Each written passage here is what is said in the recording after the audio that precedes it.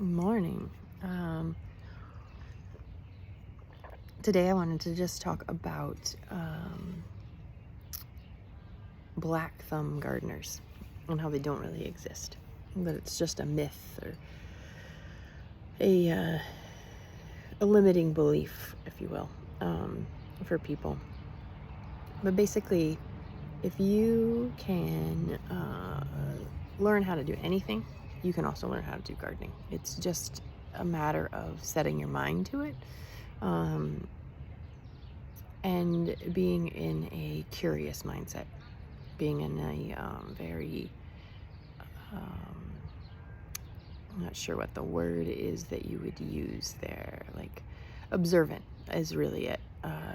The more that you can sit and observe your garden and how it grows and how the water pools in certain areas and the color of the leaves and how this looked different a couple of days ago and now it's changing. That's the biggest trick to gardening. From there you then have to figure out what those changes mean to some extent, or what the plant is trying to tell you by the color of its leaves, because it can do that. A certain color will tell you it needs more water, or a different color will tell you it needs less water. These are all ways that the plant communicates to you to let it know what it needs. And then the other thing that is extremely helpful if you're a beginning gardener and want to teach yourself how to garden or how to have a green thumb is make it simple.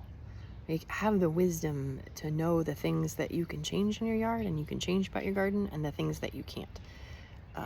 The sun is only going to shine where the sun is going to shine.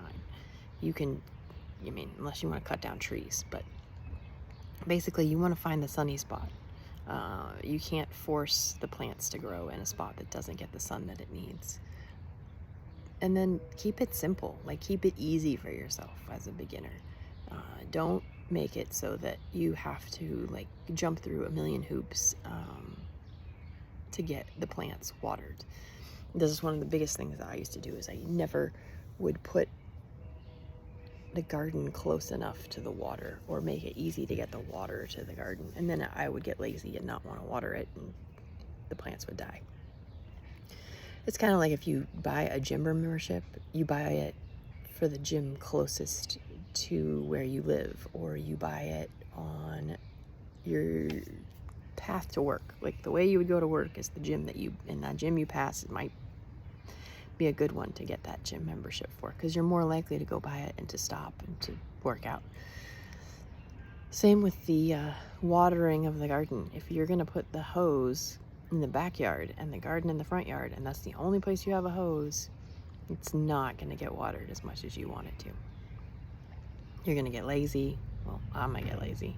I'm going to assume you're going to get lazy. But if, you're a mom with a couple kids in the house and dinner has to get made, or you have a job and dinner has to get made, are you getting up early in the morning to water your garden? Are you staying up or fitting that in before you go to bed, or after dinner, or before dinner?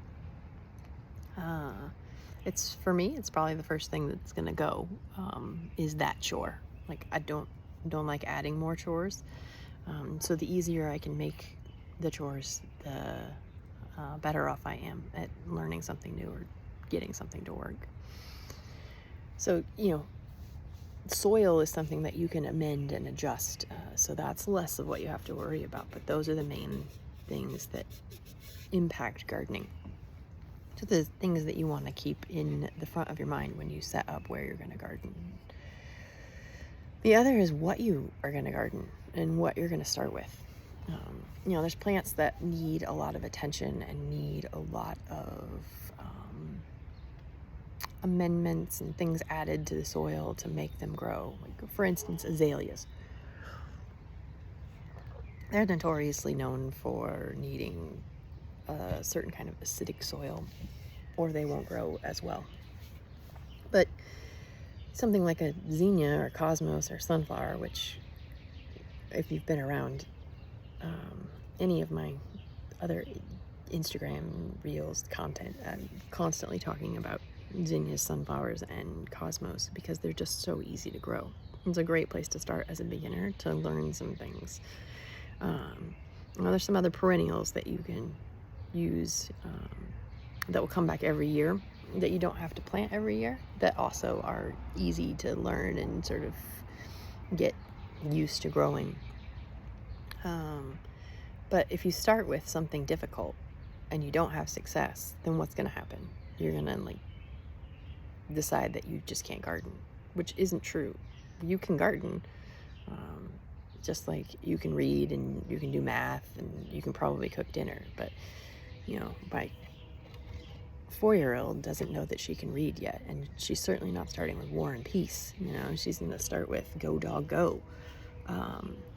To get that skill under her belt, to gain that confidence, to know that, oh, hey, I can do this.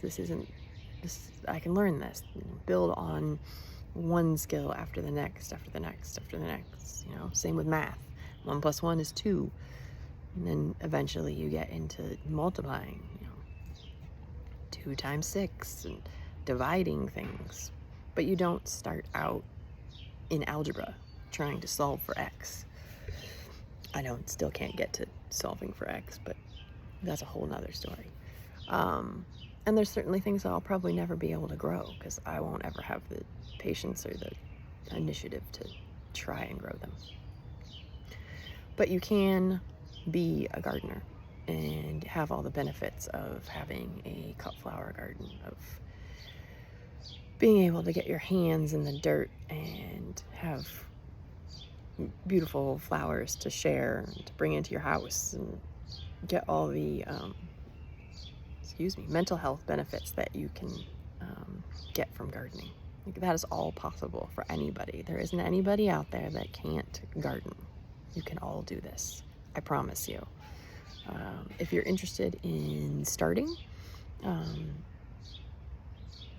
it's the right time of year, which it is right now, you could we're in May, you could plant a garden and do a raised bed really easily. I have a course for that. I also have a Facebook group, the Pinwheelers Garden Club, that you can join, so that once you put your stuff in the ground, or before you put your stuff in the ground, if you have questions, myself or some of the other members can answer those for you. So there are options if this is something that you're like, you know what, everybody keeps talking about how great gardening is, and I would really love to try it, and I would really love to grow cut flowers. You know, maybe you watched the Florette show on Discovery Plus or Magnolia Network, and you're like, oh, I want to be able to grow flowers. Well, you can. And she started with one kind of flower. Like, almost every flower farmer or grower all started with the same things.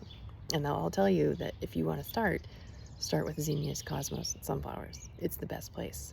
They come back, you get lots of them, and they're easy to do. So if you want that help and you want to learn how to garden and go from the black thumb gardener that you think you are to the green thumb gardener that you can be, then find me on Instagram, Facebook, or in the course, and let's get you started. I don't think you'll regret it. So have a good day, and we'll see you next time on the Pinwheel Cottage YouTube channel.